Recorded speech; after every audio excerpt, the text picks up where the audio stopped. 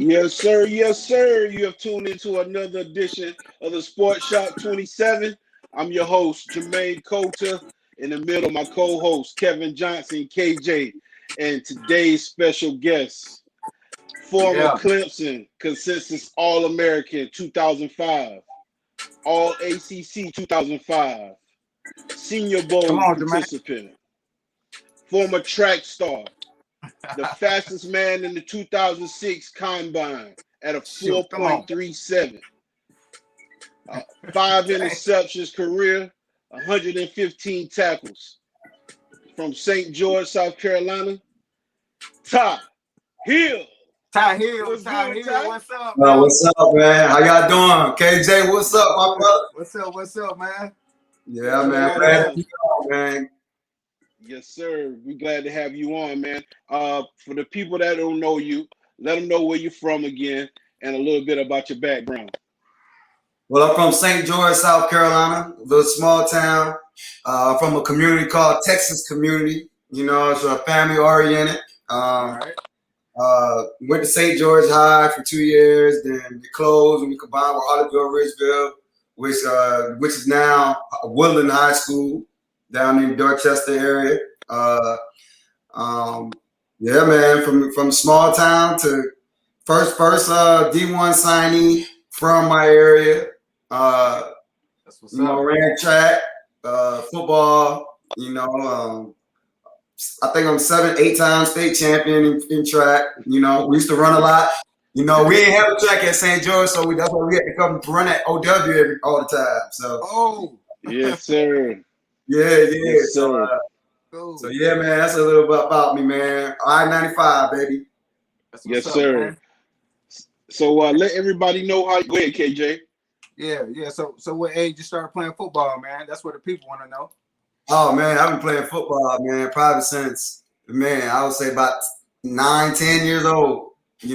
I've been playing a long time, man. I always felt like I was going, it was going to be what I wanted to do. And I always felt like that's what I was going to do. Had big dreams, big goals. My dream and goal was to be a running back at Clemson, but when I got to Clemson, I realized I wasn't no running back.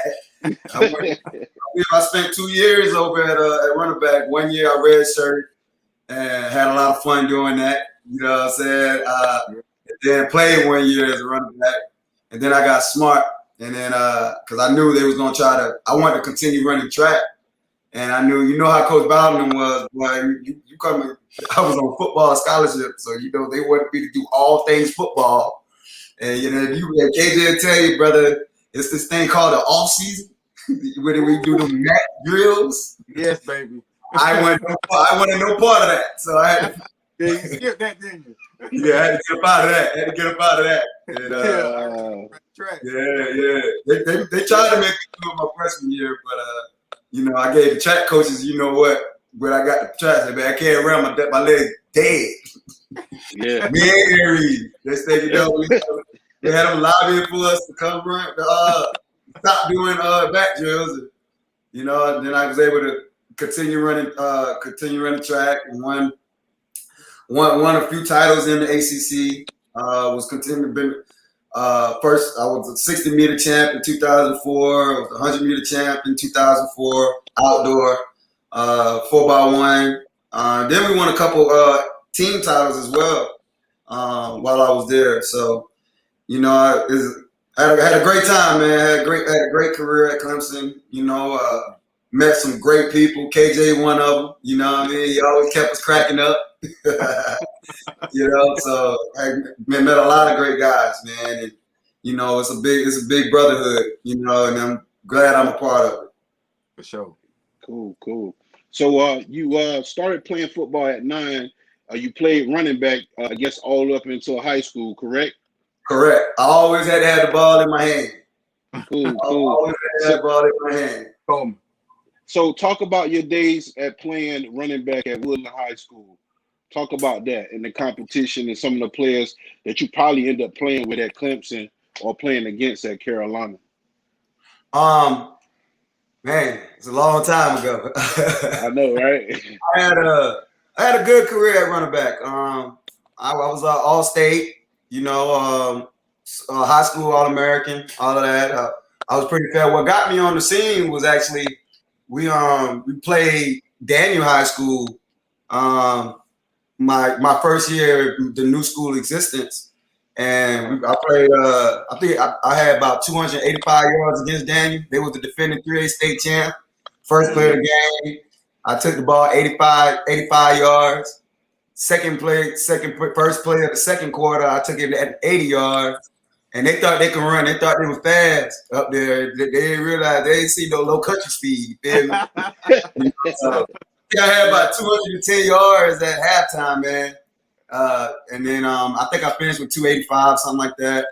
And I think Coach Scott, a lot of the Clemson coaches, kids were on that team. And I got on the scene from there. But I had played varsity as a freshman. I played JV and varsity as a freshman. And then I started as a junior. Sophomore. And then my junior year, I think I had about over like 1,500 yards. I was actually hurt. I don't think I ever finished a high school game, a high school season. I was either almost sprained my ankle or hurt my back. You know what I mean? So I did pretty good to play limited games. You know what I mean? But yeah, I definitely thought I was a running back. I thought I was gonna be the next Warwick Dunn, man. Or, you know what I'm saying? When I got to Clemson, them safety used to fill them holes fast, but it was a real deal. But I loved it, man. I had loved the game until I got, like I said, until I got to Clemson. But I realized, because I used to get it and go. You know what I mean? I wasn't a patient back. You know what I mean? I always felt that backside in. So and the boys will tell you, man, boy, I used to get that thing, get outside. You know what I mean? Yeah. That's why I was about to ask you what kind of back you was you like the one that like to run up the middle, but yeah, now I remember, yeah, you love to run outside. Yeah, bro. I'm one, two step, I'm gone. You know what I mean? You know what I mean? Yeah, I ain't got time. Yeah. Hey, it's some big linebackers, man. They coming, baby. No joke. Joke, man. It's definitely bigger than what I was used to in the 2A ranks. You know what I'm saying? You know what I'm saying? For real. 2A ranks, man. It was a big difference. You know what I mean? Yeah. But yeah, I was you couldn't tell me I wasn't gonna be a running back. You know what I mean? And I thought that was where I was going to be. I thought I was going to be, it was the next in line, But one great thing about it, I got this picture of I could say this, we had an all low country backfield at one time with me, Bernard Rambert, and Keith Kelly. You know what I mean? You know what I mean? So me and Cal Browning with the young pups in that group. You know what I mean? Had a great running back coach at Clemson, Coach Burton Burns. He was a great guy. He was a great mentor, great leader. And so yeah, man, you couldn't tell me I wasn't gonna be a running back. Yeah, man. So I was gonna ask you, your senior year of high school, did you play in the senior? Was it the Shrine Bowl? No, I didn't. North and South Bowl. That's what he was. North and South. Yeah, I went to the North South. I actually, like I said, I didn't even finish my senior year, so I don't think, I think I probably had played a big part in not getting selected to the senior bowl, the Shrine Bowl. But I'm telling you, I'm definitely still a little hurt about that, because I definitely, being in South Carolina, that's the highest bowl you could play in coming out of high school, and I definitely felt like I should have been on that team. But I did go on to the North South, and I had a pretty good experience down there. You know what I mean? And met a lot of guys that went on to college, and I consider friends, and I had a pretty good game. I would have been the MVP of that game if I ain't dropped a pass. I caught a pass for a touchdown. I had some good rushing yards. But it was just one play that I remember that man, I was wild. I would have walked right in for another touchdown, but I dropped the ball. You know what I mean? So, but I had a good game, and it was a great experience. My senior year, and I think my senior year I finished with like about 1,500 yards as well as a running back. So, but nah, that's still I still think about that. Yeah. So you play a wide receiver too when you was there? Yeah, they actually put me had me do both. I had to play a little running back and I played a little receiver. And wow. Never know what kind of receiver I could have been, man. But yeah, I enjoyed it. Yeah, definitely different. What made you choose Clemson over South Carolina? I think it's North Carolina and then Auburn. What made you? Clemson really was on me first. I kind of fell in love with Clemson from a lot of different reasons. First off, my recruiter was Coach Rick Stockstill. Yeah, that's the man. So everybody loves Stock. Still love him to this day. And so he was a hard guy to turn down. But let's be real. Back then, South Carolina. One thing about South Carolina, but they ain't had no names on the back of their jersey, and they ain't have Nike. You know what I'm saying? They had Russell, you know what I mean? And Newman gloves. I was like, man, I did that name like that. And Newman gloves in high school, man. I want Nike. You know what I mean? And same thing with Auburn. Auburn was too far away. You know what I mean? I took a visit there, and I was like, man, South Carolina was too close to the crib, but Clemson was just far enough to where you got to make a call before you come. You know what I mean? And Auburn was too far. You know what I mean? I would have been homesick. But I definitely enjoyed Auburn, but I knew what Auburn wanted me to do. They wanted to convert me to cornerback. You know what I mean? Because in the SEC, they got big backs. And I knew that from South Carolina as well. Buddy Pugh was actually my recruiter, and he was also the running back coach at South Carolina at the time. But I also knew, he was going to be going to South Carolina State because, believe it, it's a small world. My high school guidance counselor was Willie Jeffrey's wife. You know what I mean? From South Carolina State. You know what I mean? So I knew he was retired. You know what I mean? And I knew that he was in line to get that job. But yeah, South Carolina wasn't never really in the picture. Because like I said, there was Russell athletic jerseys. Yeah. I said. Yeah, man. The host took all the names off the jersey. Yeah, you gotta look good, man. Hey, family coming to the game and you ain't got your name on the back. Well, I can't do nothing with that, man. Yeah, nah, man. Nah. But and then I fell in love with Clemson. They told, man, they were telling me all kind of stuff. You know how the recruiting process is, man. It's all fun and games till you get on campus. You know what I mean? Right.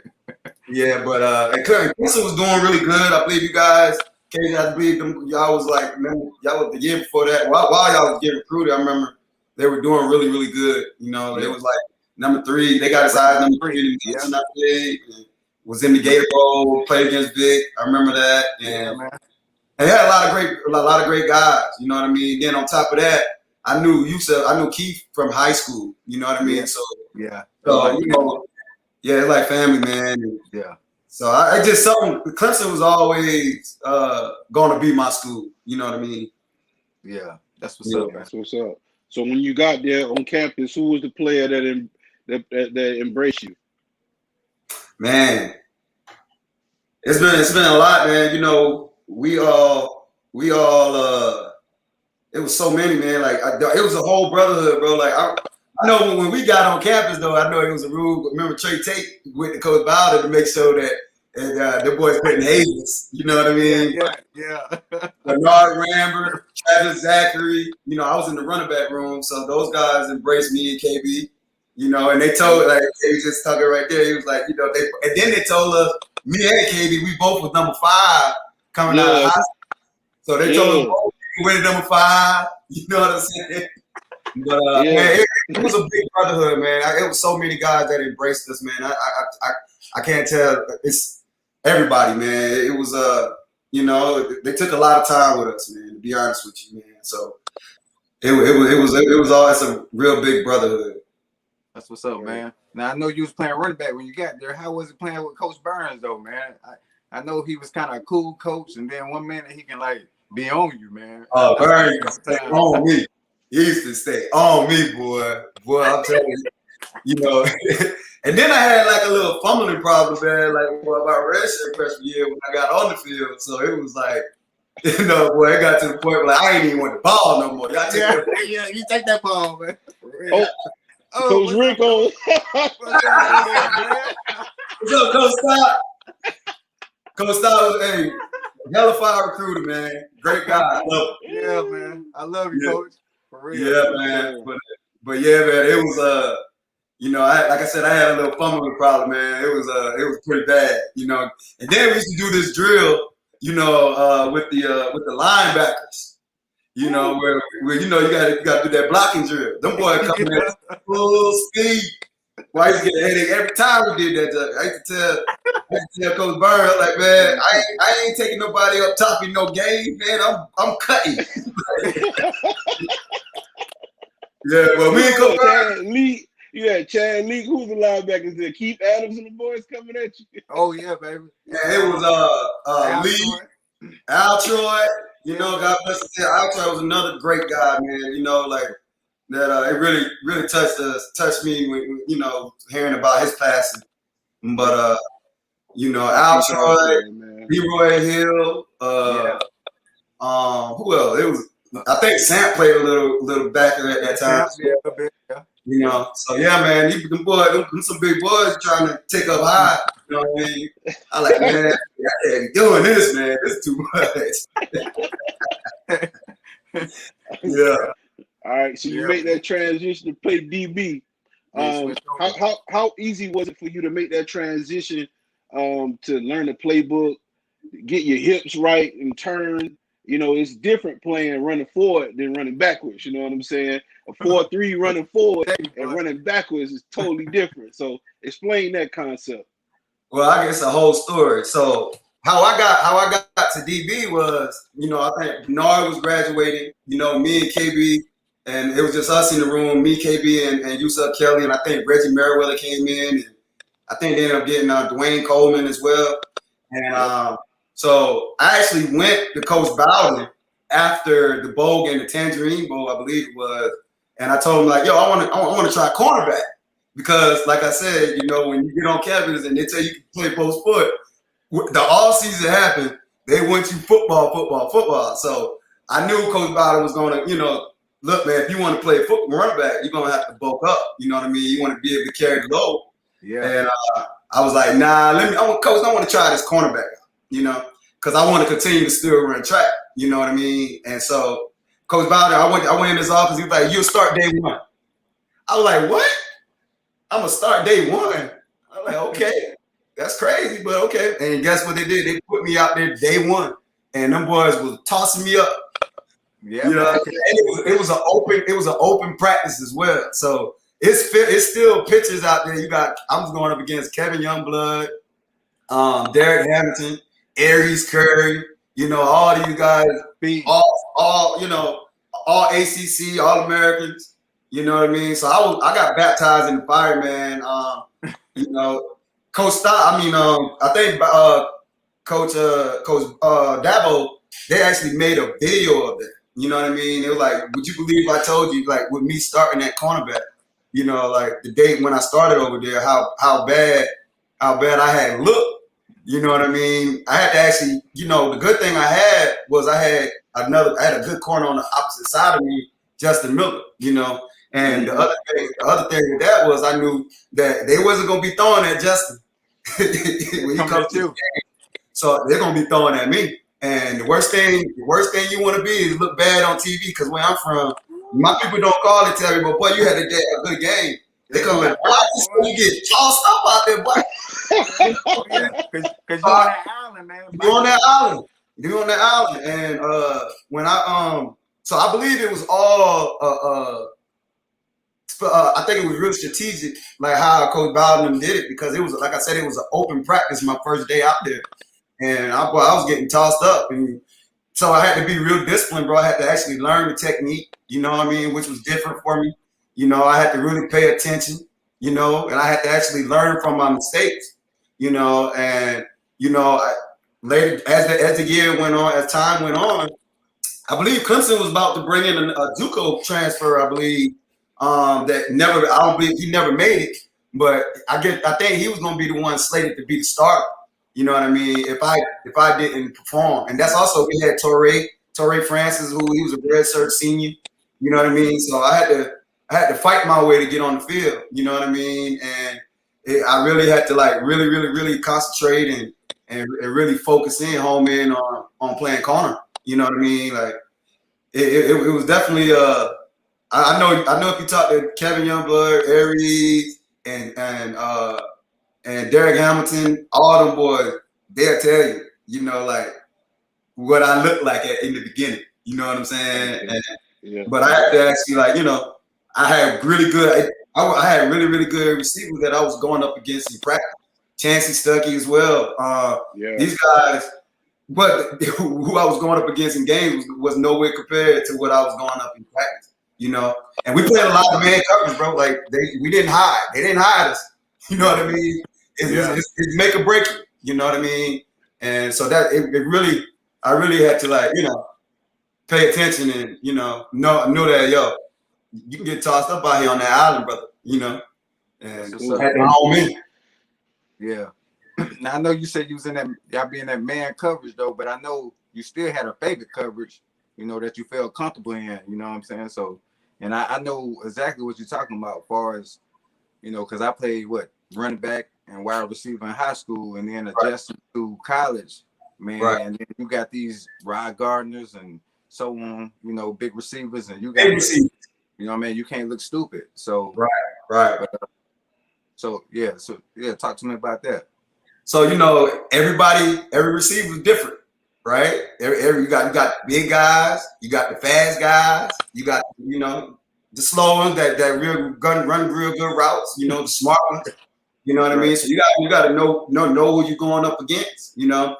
And we had all of those. Tony Elliott was a great receiver, was a good receiver in his own right while he was, you know, and these guys really, like I said, going up with them in practice, you know, it really prepared me to go into these games. And you're right, coming from running back, when in high school, I played sparingly a little bit at corner, but not really played corner, not technique. You know what I mean? And that's one thing I love about corner, though, was that, you know, you don't need nobody to work you out at corner, because, bro, you can work yourself out. You know what I mean? You can do drills. You know, you gotta know how to win the ball. You gotta be comfortable with the in phase, out of phase. When the ball is in the air, you know what I mean? And go up at the highest point. Yep. Going at the highest point, going to get it. You know, all those guys really truly helped prepare me.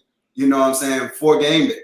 I'd be lying to you if I didn't. So, like, we had really good battles in practice. You know what I mean? Like we played, like you said, we played a lot of man. You know, and one of the biggest things was, you know, our one-on-one periods. Our one-on-one periods was crazy. You know? Yeah, boy, for real. You know, like, bro, that's what we all I learned. You know, that's what. And you don't want to be that guy. You don't want to be that guy getting tossed up on the film, because, bro, let me tell you, the eye in the sky don't lie. Don't lie. Trying to tell you, boy. Yes, sir. Right, over and over. Over and over. You're tired of seeing it over and over. You know what I'm saying? Right. And then, you know, the coaches, I ain't gonna be on there no more. Right. And you know the coaches, especially, you know, Coach Lovett, he was like, Ty, what are you doing? Ty, what are you doing? Yeah, step back the balance. I still teach that stuff to this day. You know, like, you know, I teach that stuff right now. You know what I mean? You gotta get your feet moving. You step back, you off balance, you in trouble. I'm telling you. Yeah. But the one thing that helped me was my speed, definitely. You know what I'm saying? But I had to get there. I had to get the technique down. You know what I mean? Because it's one at the line of scrimmage. You don't want to be in the track meet out there. You know, I love track, but you don't want to put yourself in the track meet out here on the football field. You know what I'm saying? Yeah. So yeah, it was definitely you know, I had to really focus. Was there any cornerbacks in the NFL you studied while making that transition?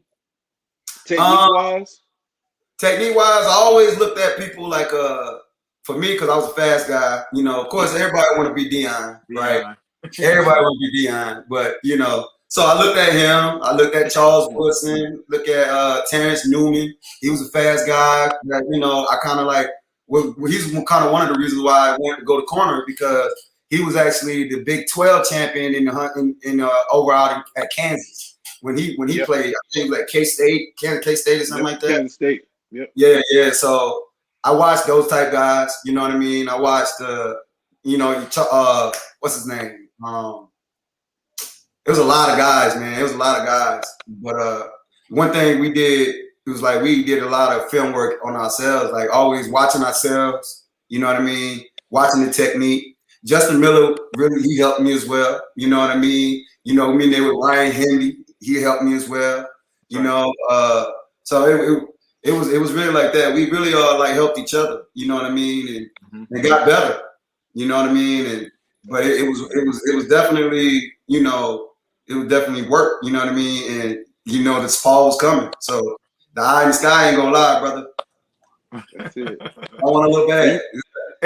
So you played against some tough receivers in ACC. I want to say Anquan Bolden, a lot of other Sam Aiken, a lot of other receivers from North Carolina, a couple from North Carolina State and Virginia. So and Calvin Johnson to mention, you know, the Metron. Talk about facing those type of caliber receivers. Making a transition from coming from running back and only having 1 year under your belt playing in the big lights. Yeah, man, it was like I said, man, all those guys were good. You know what I mean? All those guys were good. But like I said, like I got all my work. My confidence came from practice. You know what I mean? My confidence truly came from the scheme. You know what I mean? Understanding where I need to be. Right. Like I said, I played against a lot of great guys, you know. It's so many. But it was like the work was done in practice. So when I got out there in the game, man, it was like I said, it was always about looking good, like not looking bad. And you don't want to be that guy. You don't want to be that guy that, you know, you lost the game, you know, because out there on that island, my G's, you know, you got to have a different mentality. You know what I mean? So playing up against these guys, I always felt like I knew, for one, I was real confident in my speed. Number two, I was confident that we had a lot of guys that I played with up front, like a Mo Fountain, Gaines Adams, you know, and then Leroy Hill, you know. So we had a lot of guys, Charles Bennett, you know. Like we had a lot of guys that can get home. You know what I mean? It was just doing our job on the back end. You know what I mean? And like I said, that practice, you know, knowing like what I did in practice, you know what I mean, being confident in what I was doing. You know, I was real stickler about, you know, perfect Thursdays. You know what I mean? Like when always have didn't want to mess nothing up. You know, as long as I understood the scheme, you know, understanding where being comfortable in the calls, being confident. And you know, for us, it was always man coverage. You know, sometimes we'll play a little cover 3, a little cover 2 to get some to get a little, you know, to get eyes on the ball, but because we play with our backs to the ball a whole lot, you know. You know, so yeah, it was really good. It was really good, but it started in practice. You know what I mean? So that's where the confidence came. Definitely in practice. Playing against all these good guys. That's what's up. So, hey, was you able to get one of them corner blitz? You ever get that? I had a few of them. You know, I think I had about like three sacks in my career. Yeah, baby. Yeah, coming right off the edge. Make you feel like a big man, boy, don't it? Oh yeah. But that's a great feeling. Having in that quarterback back. Bam. Yes, sir. So speaking on, you know, making plays, man, I got some highlights I want to show the people, man. Right. Check it out. Okay. Let's do it. Hero time. Lester wide right. Blackman wide left. Gonzalez in the slot. The pass. Picked off. Tye Hill. Looking for blockers. Headed to the sideline. Still on his feet. We're going to overtime. There's your hero for now. That's the second time Clemson stopped a BC drive with an interception. One was in their own end zone. And Tye Hill comes up with it to end it at regulation. We've got overtime staring us in the face because of Tye Hill's interception of a Matt Ryan pass. We'll look at it again. We've seen Tye Hill play some good football. Been waiting on it. He comes through with a big play. He jumped on it. Matt might have telegraphed it a bit, but why not? He's trying to make a play. And here's a young man that's competing. Tye Hill with the interception. Well, we've got some. Okay. Yeah, the little juke spin. R2. R2. Brought back my running back background. Yes, sir. Yeah, I seen that. He was on the punt return once he caught the pick. Man, if I would have stayed, every time I look at that video, I always remember, like, man, if I would have stayed to the left, near sideline, right, it would have been a walk-off touchdown. Game over. Yeah, but you probably like running to your right, though, right? Man, crazy. I tell Jamal Bud all the time, like, man, why you ain't keep me over here, bro? Like, you let me drift all the way over field. I'm trying to run, Lord knows where. Push me to the left. Yeah, but yeah, man, it was great times, though, man. Great time. Great memories. That's good, man. Yeah. Hey, how was the bowl games, though, man? Huh? How was the bowl games? Bowl game? Oh, man, you know, man, well, the favorite one was definitely the Peach Bowl, you know. And you know, bro, we wait for bowls to come because we want that, you know, we want them that little extra, you know. Yeah, the bowl gifts. You know what I mean? I remember that year we had that fight with Carolina, but that was a terrible Christmas, man, because we didn't go to the bowl because of that fight. You know what I mean? Those were definitely like the great times, man. You know, and that's always, and then the bowls, you know, that's the last game of the year, so you always wanted to end on a high note. You know what I mean? That was always my mindset when we played in those bowls. You know what I mean? Always when we played in some really good ones. You know, I think in 2004 we played against Tennessee, who was number 6 in the country. You know what I mean? And we went out there and we beat them. And that was actually my first year playing corner. You know what I mean? And we beat them in the Peach Bowl. You know, I believe that at the time it was like one of the longest games running. You know what I mean? Because of the time that during the game. But that was by far the biggest bowl that I played in. But then we played in the Champ Sports Bowl and then the Tangerine Bowl when I played a little running back. But I believe we went to like 3 bowls. But every year I was at Clemson, we was always bowl eligible. You know what I mean? Just that one year when the brawl broke out, man. You know, when we both got suspended, we couldn't go to the bowls. Man. But it was definitely great memories, great experiences. You know, being able to go out, go elsewhere, like and be able to experience like an Orlando or an Atlanta. As a child, as a kid, but grown, young adult at that time. Yeah. So it was definitely an experience. That it was very good. Especially now. They're doing these big bowls. They're getting these big bowls now, man. They in the college, it's the college playoffs. Oh man, Boy, I give it guts. Must be nice, man. Must be nice. Must be nice. Yeah. So talk about going into the Senior Bowl, your senior year. You played with all the All-Americans. You started. A lot of people said you had a great practice. Had a great game. All the scouts was looking at you. Tell me, what were your mindset at that point, playing in the Senior Bowl at cornerback now, but you were always wanting to play running back? So going to the Senior Bowl, man, it was definitely a great experience. I met a lot of guys, played with a lot of guys that played in the league for a long time, and then you also get to stack yourself up with who they say is the best in college football, right? And guys that are going out there trying to make a name for themselves. And I knew what was very, very important was you had to have good practices out there. You know what I mean? Because that's really where the evaluation is going on. And I really had some really good practices, man. But I was prepared, because like I said, going back to my Clemson days, and then for how I prepared mentally, you know what I mean, and knowing like my speed was always going to be there. As long as I'd be good with my technique.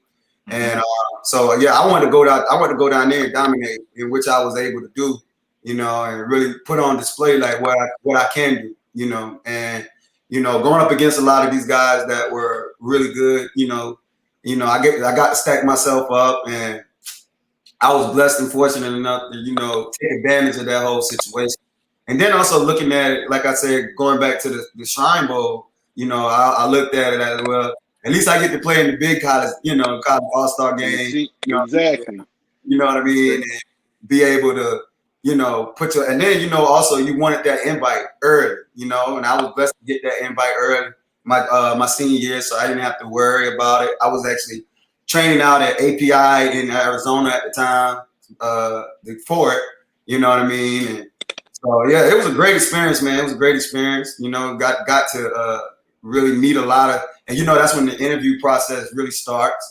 For like the draft process, because you get to meet with teams, people get to talk to you, and you start trying to get a feel of like how people think about you, you know what I mean? And yeah, you have to really take advantage of all those opportunities, and I was able to. All right. Hey, so talk about the importance of finding a good agent. You know what I mean? That's important, because when I was getting ready for the NFL too, I was trying to find a good agent, man. Somebody can find a good fit and talk for you, help you find a good team. Yeah, definitely. So in my case, the number one thing going back to senior, I wanted to be the number one corner draft. You know what I mean? That was kind of like my mindset at the time. Not really thinking about you really want to be going into the right situation for you. Real talk. But looking back now, hindsight 2020.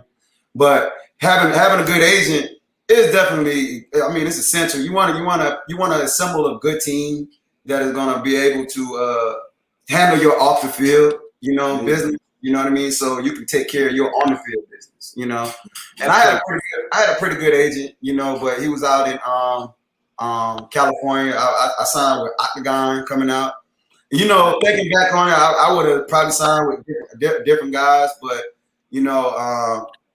it was definitely, and I was kind of fortunate to know, like, I knew I was going to go. I'll probably be a first rounder if I handled the draft process pretty good, and I knew I was going to run fast at the combine. I knew what I can control, but I definitely wanted to make sure I had someone that was being able to take care of my off the field while I can worry about on the field. That's right. All right. Well, hold that thought real quick. I got another clip I want to share with the fans, okay? And this probably kind of sums up what you just talked about. Good segue. St. Louis is picking here because they traded with Denver, and now picking up a third in the process to move down here. St. Louis is picking here because they traded with Denver, and now picking up a third in the process to move down here is the Rams. St. Louis is picking here because they traded with Denver, and now picking up a third in the process to move down here is the Rams. This is the one I wanted to share with everybody, but St. Louis for some is picking reason here it's because not they playing. traded with Denver, and now picking up a third in the process to move down here is the Rams. With the 15th pick acquired by trade in this 2006. Yeah, it's not loading. Well, go ahead and talk about that process a little bit, man. I had some clips, so you going through the draft process, man. It was a real short clip. Just showing you running your 40 time, a couple highlights from Clemson, make some interceptions, talking about your vertical. Got a 41-inch vertical. I didn't know you could jump that high, man. You didn't play any basketball in high school before you got to Clemson? At 11 for the Rams, so they moved down and still got their player, Mel. And now, here go the corners, perhaps. And you thought going into this past season that cornerback was a strength for this football team. But you look at Jermaine Butler off an injury. You look at a guy like Travis Fisher, disappointing year. You look at a guy like Tye Hill, 5'9.5", 185 pounds. You see the ability there, the ball skills, the ability to locate the football and make the play. And I tell you, a kid who's very tough. That spunky approach. They showed that down in Mobile at the Senior Bowl practices when I really thought he was one of the top 2 or 3 players on the field. You see him there locked up in one-on-one coverage against Norris Moss. And it's Norris Moss, one of the fastest players in the draft. Was he able to explode away, accelerate away from Hill? No, he wasn't. Tye Hill at the combine ran a 4.3640 at 5'9.5", 185 pounds. Also had a 41-inch vertical jump. Tough kid, can get off that corner in blitz situations and do the job. Remember, recruited as a runner running back, played running back early on with the Clemson Tigers. There again at the Combine, showing that speed. I thought, despite the fact we had some bigger corners, I thought he was a best pure cover guy in this draft. The Senior Bowl solidified his position in the mid-first round. For a Ram defense that needed some help with the situation at corner. Yeah, they went south in a hurry. They were never great even when they were winning divisions defensively, but now you saw what happened last year. Well, and they have been active in the free agent market addressing their defense this offseason. And the key guys there, Will Witherspoon, the linebacker from Carolina Panthers, one of the best in the league. And then you had a Leroy Glover, a veteran defensive tackle. Not to mention Jim Haslett. Yes, defensive coordinator, good comment. Former Saints coach. Right. They've done a lot to improve their defense. Yeah, and a new regime in St. Louis. Here's the trade again. Denver and St. Louis swap picks, as we said. St. Louis moved down for. Still got a guy that we had slotted for him at 11, and then pick up a high third. That was San Francisco's. So Tye Hill is gone, and you point out Jim Haslett, which is a good thought, and a new regime in St. Louis. I mean, Yes, sir. Yes, sir. So yeah, man, where were you at that time, man? Were you at the draft or were you home? And tell me your thought process. Man, that was a crazy time. As you see, so during the so I was in St. George. I actually had a draft party at our local armory. You know what I mean? I shared that day with my family and friends in my town because I felt like at that time we didn't never have anybody let just be a D1 guy, let alone go get drafted in the NFL. And so I wanted to share that day with everyone in my town and let them know it's possible, bro. If you put your mind to it and you're willing to work for it and you're willing to grind, And so I spent that day there with my family and in the town, and I kind of like during the process, you kind of can get a feel, but you don't know like where you're gonna go, but you kind of get a feel of like who wants you and you kind of understand like where you can start coming off the board. For me, during that draft, I knew at 8 I would start coming into play. You know what I mean, for the teams that were drafting, and so I knew the Rams actually had the 11th pick at the time, and I knew like, okay, 8 I didn't come off the board. Now I'm starting to get a little. 9 I didn't come off the board. 10 like, oh boy, I'm getting a little nervous here. Like maybe this wasn't a good idea to have this draft party because I thought I'd probably be gone off the board by now, so we can actually be moving on. And back then it was like I believe the team got 15 minutes, I believe, per in the first round. And so those 15 minutes is a long time. And I seen the Rams never didn't have the 11th pick no more, and now I really got nervous. I was like, "What's going on here?" Like, and that's when the Denver Broncos had traded up, and they had got Jay Cutler. And what I later found out, and which we kind of understood from my agent, was that everybody that was behind the Rams, they knew wasn't targeting the cornerback. You know what I mean? So they got me for the cheaper, and they picked up a high 3rd round pick.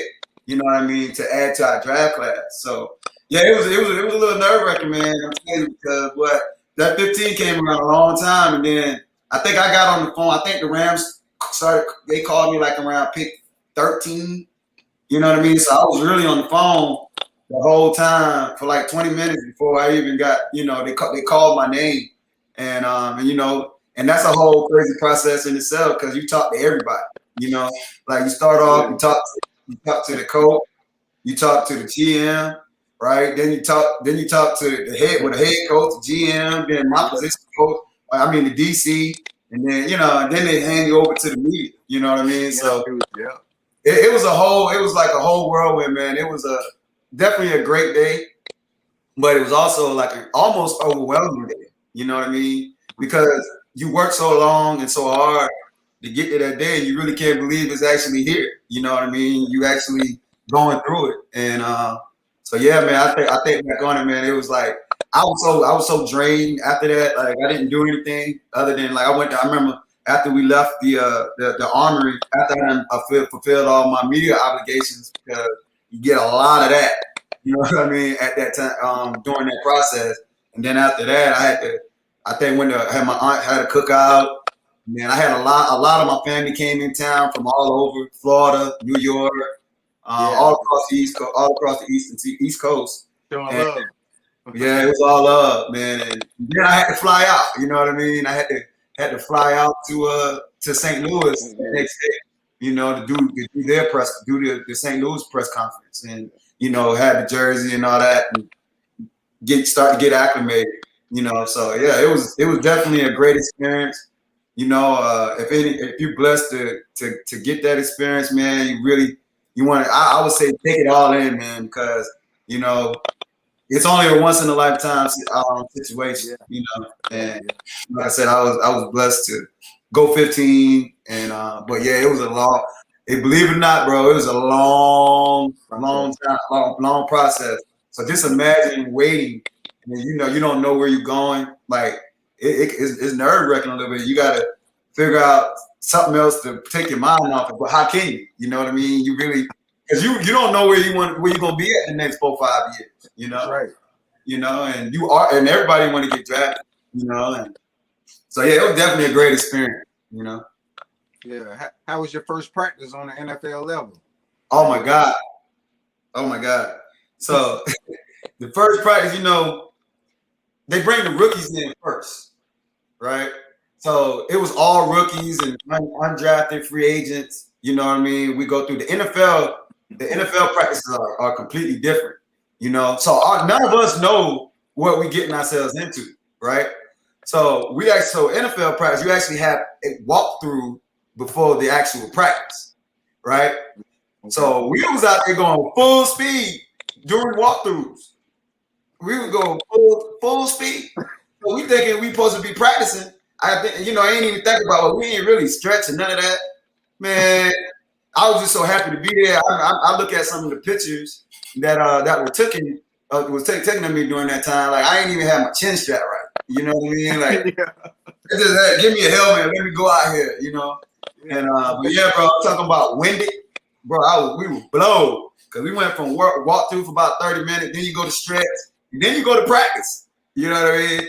And so it was something, man. And then you come in when they bring the veterans in, that's when things start speeding up fast. You know what I mean?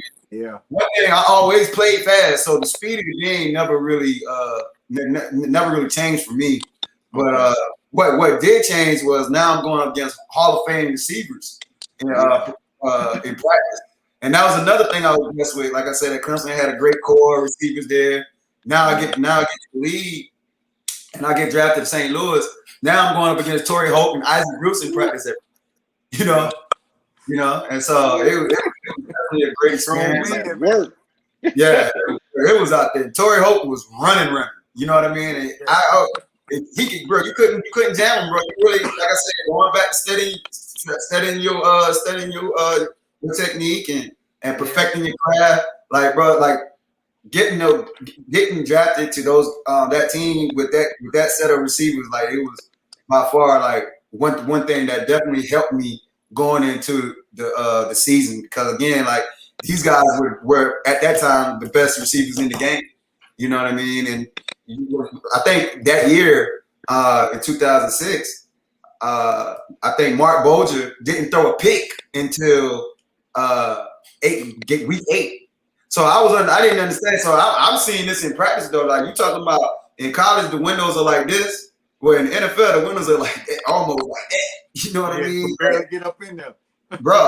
I mean, he was putting them balls on the money. Like I'm thinking, like, what am I doing wrong here? Like, you know what I mean?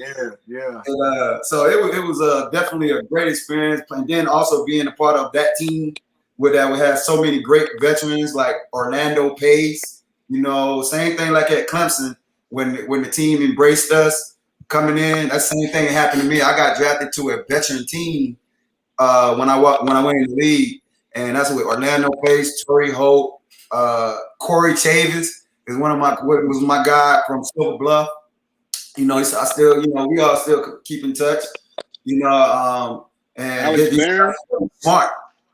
Huh? Barron was on your team too, right? AB, you know, from the crib. From the crib, Alex Barron.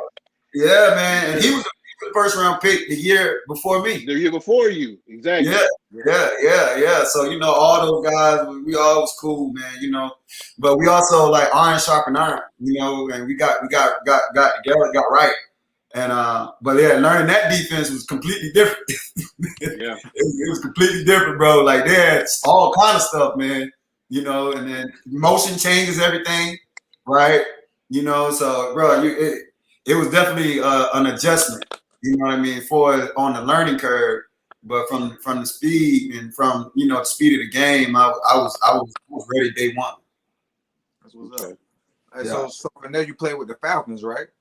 Yeah, played with the Falcons. Came here. Like for me, like I told you, I'm really a football. My family makes football, and the environment really takes it over top. So being able to come back home, like I consider, at that time I considered it home. Like I was ecstatic, to get back here and play home in front of my local, for the local team. And I had a good year there. I didn't end the way I wanted. I kind of like it's a whole thing about that, as far as like how I actually forced my way out of Atlanta. Being because I came off an injury coming from St. Louis. I had tore my knee.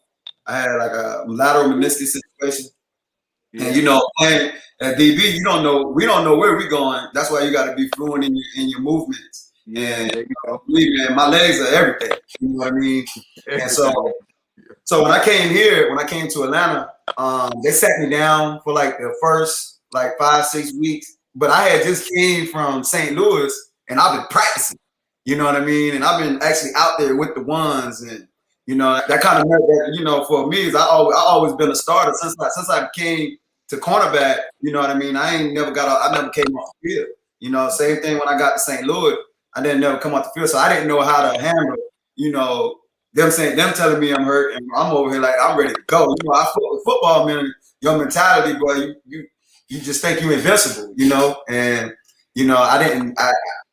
being sitting me down like for 6 weeks to get me healthy was, and looking back on it, they would have helped me, but at the same time, I wanted to get on the field and I wanted to play.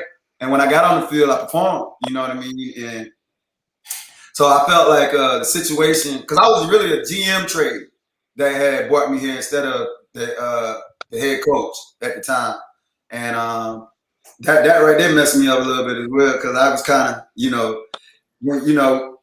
think your mentality, especially at cornerback, bro. We know you don't know nobody that's better than me. I won't believe nobody's ever better than me. You know what I mean? I was out there like that. That's the kind of mentality you gotta have. You gotta have though. And that's what I did. And I wanted to be here, but I ended up forcing my way out of that. Okay. So you leave there and you go to Tennessee, right? Yeah, I went to Tennessee, and then I actually pulled my hamstring for the first time in my career. You know what I mean? I think that probably had a lot to do with coming off my knee injury, and overcompensating. Yeah. And so they had a little situation to where they wanted to. They had a situation where somebody had got suspended for using using a supplement that that was illegal, and so I ended up. I've been there for a little while. Then I ended up. I didn't really get to practice during the preseason because of my hamstring, and so I didn't. They ended up releasing me, and then I ended up going to finishing at Detroit. Okay. Right. You went to Detroit. You were teammates with Dre Bly for a little bit, right? No, Dre was already gone. Dre was already gone. But was he with Denver or either San Francisco, right? I believe he was with Denver at that time. Yeah. Okay. I think he was with Denver at that time. But I played against him, and he got St. Louis route because that's what he got. Exactly.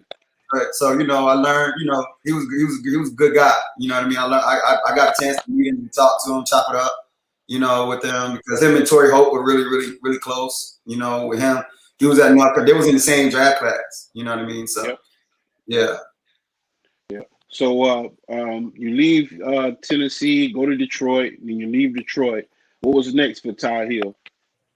So at that time, I had already I had invested in a franchise called Golden Corral, you know, and I had some things going on there that I had to actually turn my attention to, you know, to save my business. And so I went into the business world after that, you know. I actually went through management training and learned it because that's kind of like how we were growing. You know, I was growing coming from college and, you know, having to make that transition from running back to cornerback to where I had to actually, you know, the only way you can run something if you got to know the ins and outs of how to run something. You know what I mean? And so I went through Golden Corral training to, you know, the same management training that the managers that I was hiring was going through. And it was like a 13-week process. I did was it 4 weeks in Fayetteville, North Carolina. And then I had to go. Then I did 2 weeks up in Raleigh, Durham, at the home office where I had to learn like food, labor, and you know, food costs, labor, how to run their system, F&P, you know, how to understand market, basically understand Red book training. Oh yeah, Red book training. Red book training. So but you had to graduate. Here's the thing about it though: everything you had to graduate, you had to pass with a 90%. Ooh, yes sir. So first, that all people don't understand, like, yo, that Golden Corral, that trade is serious, dog. Like, it was real serious. Like, I was really back in school. It should be. It's food, though. Yeah. So I had to learn about food, you know, in level 1, you know what I mean? I had to learn, all their level one stuff. Then level 2 was, like I said, it was the business acumen stuff. And then level 3 was back in the store. Like, I did 2 weeks in Tallahassee, and then I did the last 2 weeks in Florence, South Carolina. And then I was actually certified as a manager. So I was able to, you know, basically first off, you got like I said, you got to know it. But I was also able to help assist my managers in their decision making as far as understanding like how to run the business. You know what I mean? Because it was my business, you know, and you know, these guys are getting paid. I'm paying these guys, you know, but I don't get paid if these guys don't know what they're doing. You know what I mean? And they're spending my money. And they're not managing my money, so I kind of like had to get into that. You know what I mean? And that was one of the best things I could do because now in my professional life, like I'm able to go run any business. You know what I mean? Because I learned how to run a business, right? And so I paid for my experience, but I definitely gained a lot of experience. But you didn't know that you was cross training when you went from running back to cornerback, and then you had to go to training for the food restaurant. And had to learn every position just like you did all over again, right? Yes. Life comes full circle, doesn't it? It does. It does. That's how it is. And the worst part about it is going in that freezer, though, ain't it? We got to do the meat count. All right. Oh man. Hey, that was something else, man. That was something else. You know, like, oh my God. Yeah, let's do it. Really yeah. All right. You ain't built for that. It's something different right there. You gotta get a little jacket and go in there. Earmuffs. And then when it's summertime, you go out, you be coming out sniffing. You're like, I'm about to get a cold already, man. You know. It's like that, man. Cool. So let the people know what you got going on now, man. And you know, you're coaching your son's team, and talk about that a little bit before we head out. And you know, go ahead and shout out some of your peoples that you want to shout out, former teammates and coaches and friends and things of that nature. But go ahead. Yeah, so now I'm coaching my son's team. I've been coaching him now for 4 years, and I think we started at 10U. We actually won 3 conference championships. We've never lost a game over here in our county. And the GFL is actually one of the premier leagues in high school football. And so we're like in the feeder system right now. And so right now we're currently one of the top teams in the nation. I got a lot of kids that I'm trying to train to go to be able. They want to say, they said, my son included, said he wants to play college football. You know what I mean? So I took it. I got a great group of guys that we came together and we formed our team because we knew that you had to get them fundamentally sound, and you want to prepare for when they get to high school, they can be out there and they can be gone, they can be running. So yeah, we're going for our 4-peat, you know, as the conference champion, and we also trying to go into nationals. So right now we're trying to set up a national game with a team that's out of state, and we gain a lot of notoriety for it. But these guys here, we're trying to get them to youth battle nationals. You know what I mean? So they can experience that, you know, and so it's been really fun. It's been really fun giving back. It's been really fun coaching. It's been, you know, I think, you know, it's been good to experience that side of things. Because I've always been a player, and I always felt I was always going to be a player, right? And you know, when you have kids, you know, you want to see them do well, you know what I mean? But definitely preaching, you know, make sure he get his, you know, his grades. Gotta stay up par, you know what I mean? You can't be slipping there. So it's been fun. It's been really fun. And what I'm doing now is I'm doing a little consulting as far as in my business. I'm doing a little insurance thing. Just recently joined Primary. I just heard KJ, I think, say your wife does it. Yeah, you know what I mean. So I've been doing an entrepreneur. So I'm over here. I've been all over, man. You know, really looking for what my next, because I'm about to be 40 next year. I'm looking for what my next 40 years gonna look like. You know, and happy belated too, man. I appreciate that. So I'm trying to build off of what I learned at Clemson. You know, learned a lot at Clemson, man, that has prepared me for my real life, man. And the things that they preach and teach, and the people that I've been around, you know, they've been nothing short of being exceptional, you know. And so yeah, it's really prepared me for life after football, you know, and that's what I'm tackling now, you know, every day. All right. Any shout outs, anybody you want to mention? Thanks for helping you along the way, coaches, teachers, anybody in your community? Well, yeah, definitely. I like to give a shout out to everybody that had a hand in, you know, bringing me up, raising me. You know, it's a village that raised a child. My whole town's, my community, the Texas community, whole town, St. George, South Carolina. They really been around me to support. You know, when I got to Clemson, I had really good coaches, had really good teammates, really great friends that I'm still cool with, still to this day, like me, Leroy, Aries, Mo Fountain, like Justin Miller. Like, we all still stay in contact, you know, David Dunham, everybody, you know what I mean? So it's been like I said, the Clemson brotherhood is really a brotherhood, you know. When we see each other, you know, it's just like, you know, we picked up where we left off, you know, and it's really been a blessing to be a part of that brotherhood. And so, yeah, I want to shout out everybody from Clemson, you know. The front office, one beautiful, unique thing about Clemson is the same people are still there that was there when we were there. You know, so it's like, you know, you don't have to go home and think you're a stranger, right? You know, it's like they accept you, you know, they bring you in like you never left. And I like to give a shout out to my wife. She's been there. She's been supportive of me through my business, my kids, you know. Yeah, and everybody that had a hand in bringing me along. You know what I mean? It definitely wasn't me by myself, you know, and I could be here all night trying to give everybody a shout out, you know. Yeah. But yeah, definitely, man. I had some great people in the corner. Well, we appreciate you coming on the show, man. We'd love to have you back on when the season come in. Talk about your techniques, coach a little bit. You know what I'm saying? Let the kids know a little bit of your sauce and how you got there in the position, you know. But right now, man, just like I said, big shout out to you, your family, the support, the city of St. George, man, for rooting and being there for you throughout the tough times and the good times. And, man, we appreciate you coming on the show for real. I don't know how many times I'm going to say it. Well, thank you. Thank you, man. Yeah, man, thanks for having me, man. It was fun, man. I'm glad to be part of it. Yeah, no problem, man. Man, you guys just tuned in to another edition of SportsShop27. I'm your host, Jermaine Colter. And in the middle right here, we got my co-host, Kevin Johnson, KJ. Right.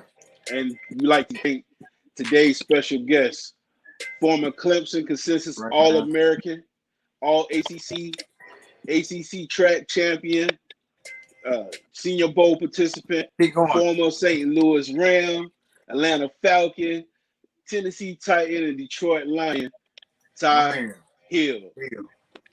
All right. Thank you, guys. Until next time, we see you guys later. Wear your mask, be safe, and it's not how you start, it's how you finish. How you finish. There you go. All right. Peace. Peace. Later.